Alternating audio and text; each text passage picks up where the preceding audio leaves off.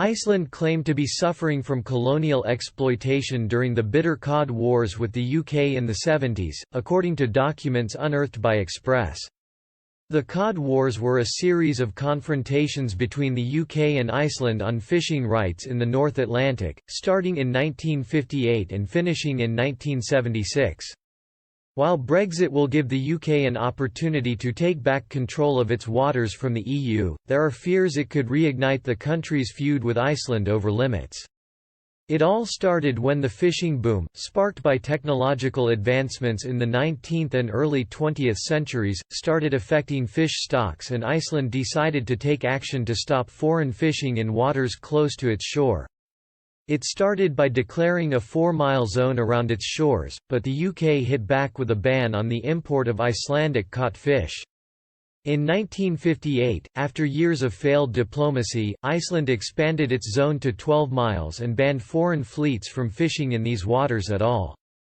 The UK insisted this flouted international law and did not accept the limits, instead sent. In 1961, the two countries finally came to an agreement to allow Iceland to keep its 12-mile zone in return for conditional access to UK boats, the end of the First Cod War. However, by 1971 Iceland was planning to cast the agreement aside and extend its zone again, from 12 to 50 miles, sparking the Second Cod War in September 1972. The UK argued that this extension had no basis in international law and asserted its right to go to the International Court of Justice about it.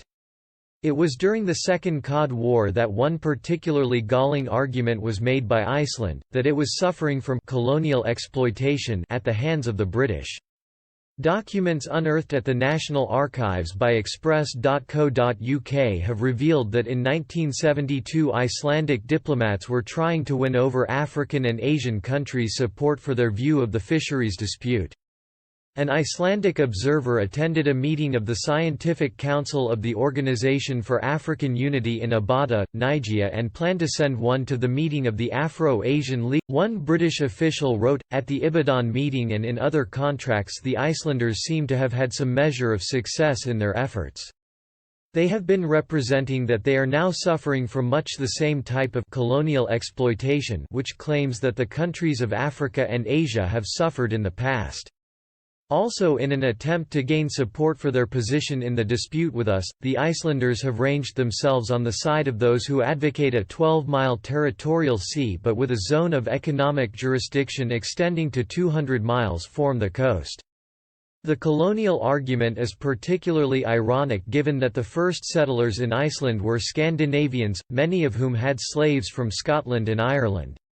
While British diplomats regarded the International Court of Justice as the proper means of seeking a settlement to their dispute with the Icelandic, they recognized that Iceland's lobbying. They sent their own observers to meetings, but found lobbying was an uphill battle, because Iceland's colonial argument struck a chord with certain African and Asian countries.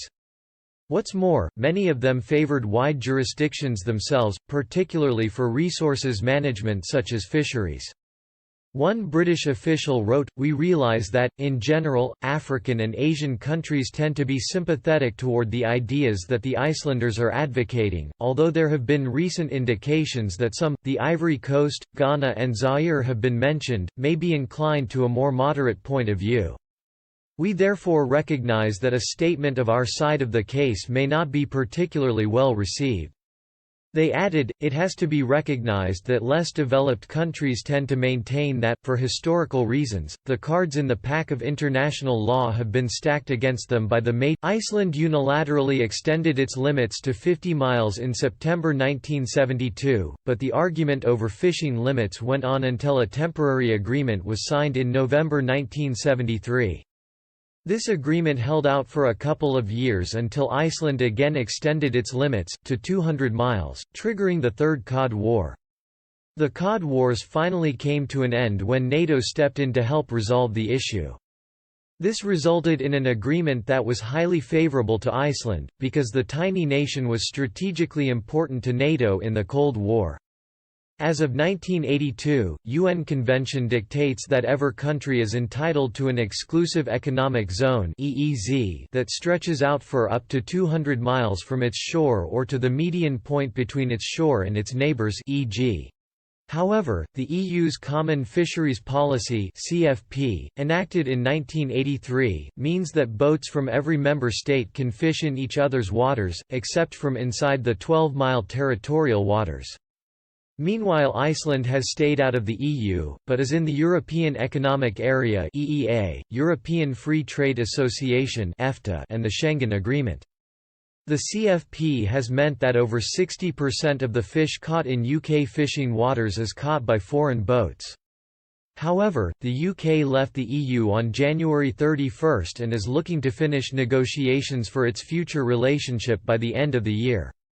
EU leaders are pushing for continued access to UK fishing waters, while British fishermen are demanding Boris Johnson take back control of it, to make good on his promises to them.